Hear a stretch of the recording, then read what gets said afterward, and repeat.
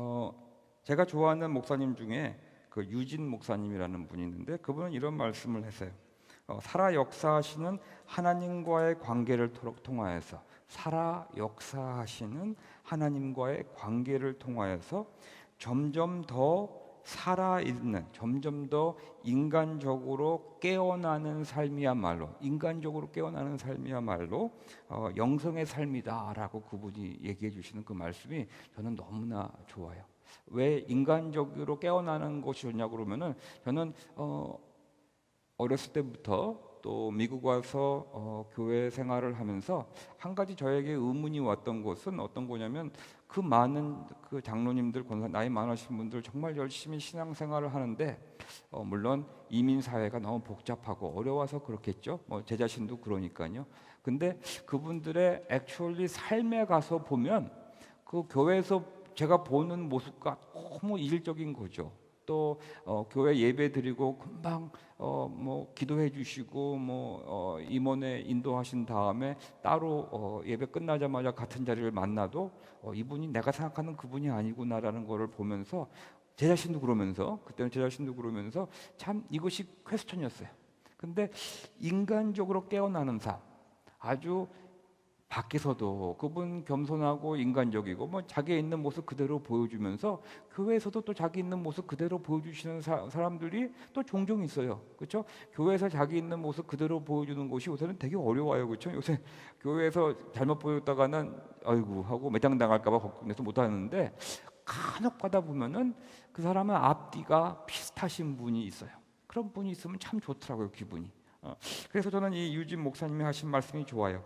살아 역사하시는 하나님과의 관계를 통하여서 점점 더 살아있는 인간으로 깨어나는 삶, 그러니까 한 번에 이루어지는 게 아니라 점점 더, 그러니까 꾸준히 계속 컨티뉴얼리 프로세스를 통해서 깨어나는 삶을 살아가는 것이야말로 영적인 삶이다라고 말하신 이분이 너무 좋아요.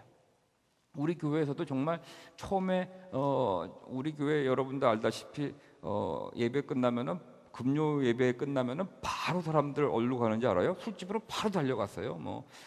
영락 없이 달려갔어요.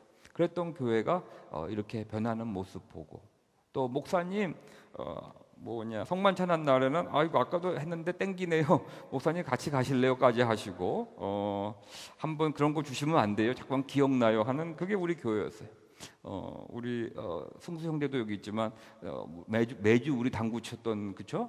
그런 교회고 그런 교회인데 점점점 깨어나는 교회인 것 같아요. 인간적인 교회가 참 저는 좋아요.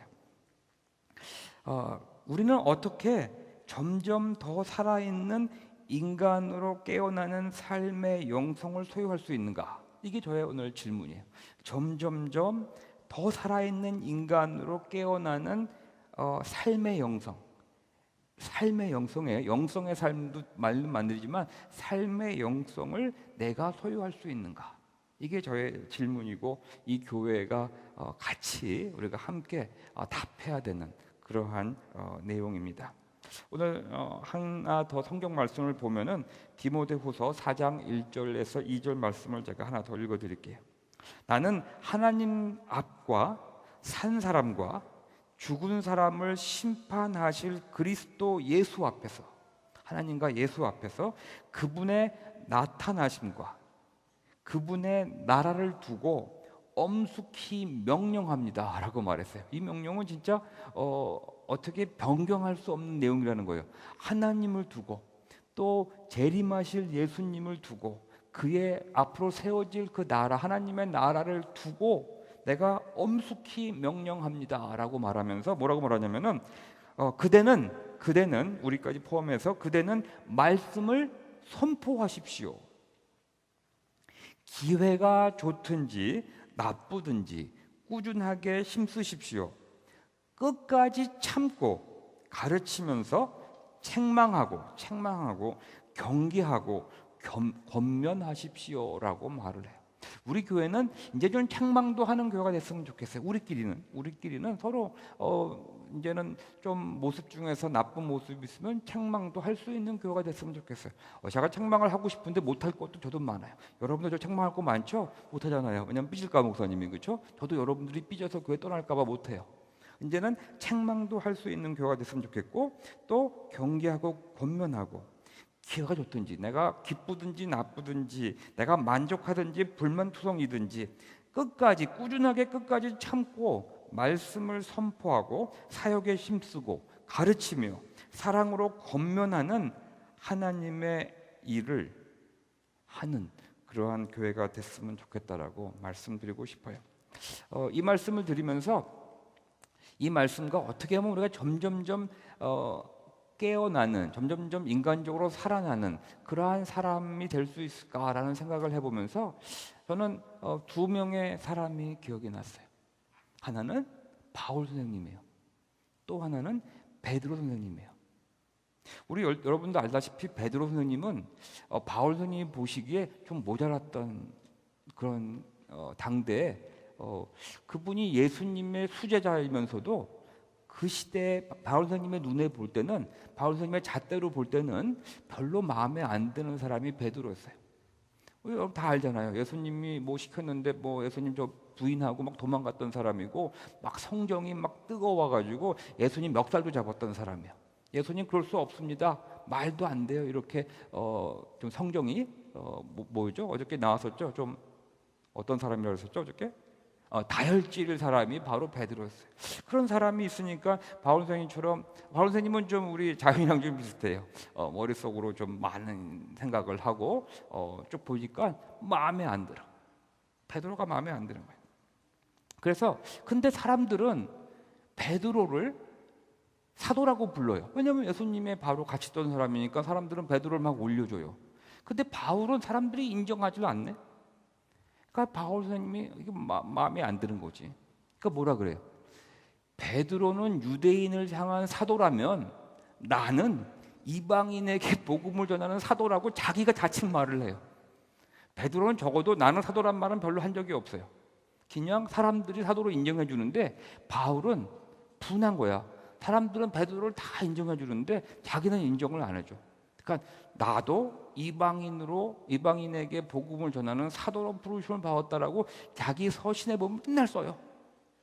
그렇게 자기 자신에 대해서 뭔지 모르지만 자격지심이 있었던 사람이에요. 또 그 자격지심 때문에 누구를 신랑하는데 바로 베드로를 신랑을 해요. 어떻게 했냐면은 베드로가 이방 사람과 같이 밥을 먹다가 야고보, 예수님의 형제였던 야고보와 요한이 걸어오는 걸 보고 베드로가 슬그머니 이방인과 밥을 먹던 자리에서 일어나가지고 이 사람들을 무시하고 야고보와 요한과 악수를 했다라고 하는 것 때문에 바울은 화가 났어요. 네가 어떻게 사랑하고 사도라고 부르면서 이방인에게 밥 먹다가 그 사람들을 무시하고 그래서, 왜냐하면 야고보와 요한은 이방인들과 같이 있지 않았어요. 그 사람들은 유대 전통에 따라서 이방인과 같이 있는 것을 싫어했던 사람이에요. 그러니까 그것이 무서워가지고 살짝 글로 가서 붙었어요. 그러니까 바울이 베드로를 신란합니다. 어떻게 그럴 수가 있느냐? 네가 그럴 수가 있느냐? 네가 하나님의 사랑을 경험했다고 하는 사람이 그럴 수가 있느냐? 그리고 대놓고 베드로를 핀잔을 줍니다.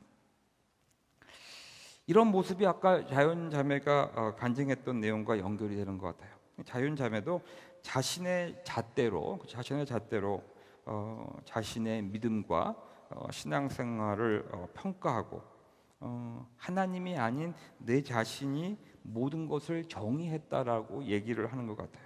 아마도 자기 자신이 만든 그 잣대로 아마 자기를 평가하면서 나는 사랑받지 못할 사람이야, 아마 그렇게 평가했던 것 같아요. 그렇죠? 처음에 그렇게 했던 것 같아요. 그리고 그렇게 강하게 말은 안 했지만 조금 비쳤지만 아마 다른 사람들의 모습을 보면서 어날라이즈 하면서 입으로는 별로 말 안 했지만 마음속으로는 은근히 쟤는 왜 저래? 쟤는 왜 저래? 아마 그랬을 거예요.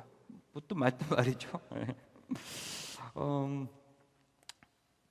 그러면서 자신의 그런 모습 때문에 하나님의 사랑을 온전히 받을 수 없었고, 그 결과적인 모습은 하나님이 어떻게 보면은 좋다라고 말하는, 하나님이 입혀주신 그 아름다운 옷이 아름답지 않고 하나님이 세우신 다른 이 성도들을 깨끗이 않다라고, 어떻게 보면은 뭐라 그럴까요? 그 사람들을 깨끗하다고, 하나님이 이쁘다고 하는 것을 받아들일 수 없었을 것이에요. 바울도 그랬어요. 바울이 바로 그랬어요. 베드로는 사람들의 정통성을 가진 사도라고 인정해 주는데 자기 자신은 그런 인정을 받지 못했고, 그래서 끊임없이 자신은 베드로가 유대인을 사도라면은 이방인의 사도라고 떠들어댔고, 자격지심에 꽁꽁 묶여서 정말 자기가 베드로를 뭐라고 면책을 준다고 해도 공동체에 아무런 도움이 안 될 텐데, 그렇죠? 베드로를 나쁘다고 말해봐야, 같이 사역하는 사람이, 서로 사역하는 사람이 나쁘다고 말해야 무슨 도움이 되겠어요, 그렇죠? 그걸 뻔히 알면서도 그 베드로의 부족한, 그 미약하고 약하고 지도자로서 부족한 모습을 신란했어요. 그러다가 하나의 큰 계기가 일어나요. 이게 참 재밌어요. 나는 이게 너무 재밌는 사건이에요. 바울이 1차 전도 여행을 하고 와가지고는 예루살렘의 공회에서 바울을 불러요. 아니, 네가 이방인에게 복음을 전하고 세례를 준다고? 일로 와봐. 그래가지고 예루살렘에 있는 지도자들이 바울을 불러요. 그러고 나서 네가 어떻게 우리 유대인으로서 유대교의 전통을 따라서 유대인들에게 복음을 전해야 되는데 네가 뭔데 이방인에게 복음을 전하고 세례를 주느냐 하고 신란을 당해요. 바울이 아무리 설명을 해도 이 야고보는 말도 안 된다. 말도 듣지도 않아요. 요한도 야고보의 편에 들어서 그건 안 된다. 유대교의 전통을 따라서 우리는 유대인들에게 말씀을 전해야지라고 말을 하면서 바울 선생님의 말을 안 들으려고 그래요. 근데 그때 참 재밌죠. 바울이 자기 자신이 그렇게 못났다라고 신란을 퍼부었던 그 베드로가 일어나요. 일어나면서 내가 그동안 경험을 해본 결과, 그 전에 베드로는 누구였어요? 야고보가 오면 이방인한테 도망가가지고 야고보한테 잘 보이려고 했던 베드로였는데 갑자기 담대히 일어나가지고, 근데 나도 경험을 해봤는데 그동안 몇 년, 한 1년 반이 지났는데 1년 반 사이에 나도 경험을 한 것이 있는데 하나님이 나를 고넬료라고 하는 이방인 사람에게 보내줘서 거기서 말씀을 전하다가 성령님께서 이방인에게 역사하는 모습을 나도 봤어.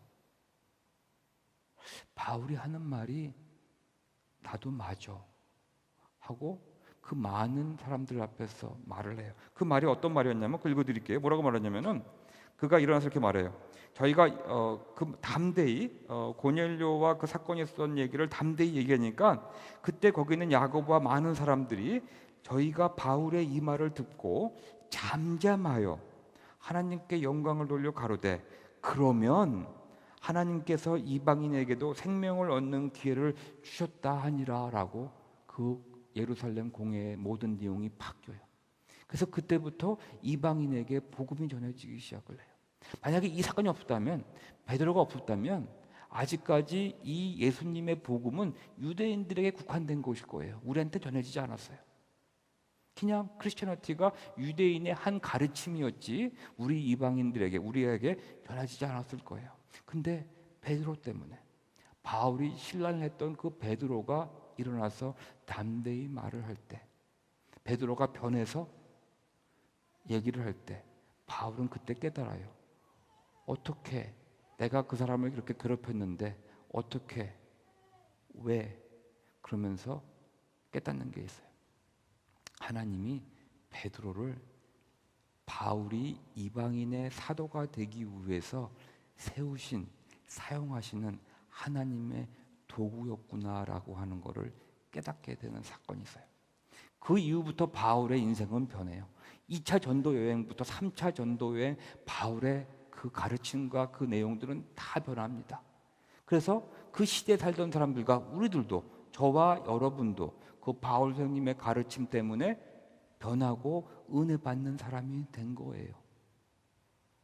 우리가 한 공동체로서 살아가면서 자기 잣대로 사람들을 우리가 평가하고 이것이 맞는지 안 맞는지 알지만, 하나님은 한 순간의 그 모습을 가지고 평가하지 않으시고 어떠한 이 프로세스 통해서 그 사람이 변하시고 그 사람에게 새로운 것이 일어나기를 소망한다고 하는 거죠. 그래서 어떤 사람들이 계속 인간적으로 깨어나는 삶을 통해서, 그러한 공동체를 통해서 많은 사람들이 어떻게, 왜 나에게 이러한 일이 일어날 수 있을까를 질문하고 자문하면서 하나님께로 나아갈 수 있게 된다고 하는 거죠. 여러분들 12월 우리 교회 이제 마지막 주일을 보내고 내년도에 맞게 됩니다. 특별히 우리 공동체는 우리가 어저께 나온 건데 100명이면 100명이 다 개성이 있는데 개자가 좀 더 길었어요. 개성이 있는 분들이 모이는 교회라고 얘기를 하는 것 같아요. 그러다 보면 우리들 눈에 너무나 말도 안 되는 모습을 가진 분들이 많이 올 거예요. 하지만 바로 그분들이 나중에 나를 온전히 세우는 사람이 될 것이라고 하는 믿음을 가지시고 그분들과 사랑을 나누며 복음을 나누며 아름다운 공동체를 이루시게 되기를 원합니다. 바로 그 공동체가 점점 더 인간적으로 깨어나는 삶의 영성을 가진 그런 공동체요, 개인의 삶이라고 하는 것을 말씀드리고 싶어요. 우리 기도하시기 바랍니다.